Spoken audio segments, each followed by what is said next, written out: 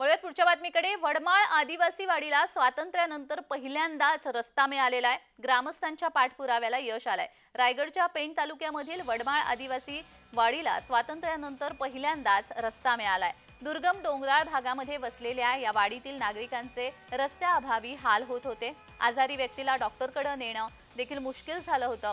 यामध्ये अनेकांना वेळेत उपचार न मिळाल्यामुळे आपला जीव गमवावा लागला होता।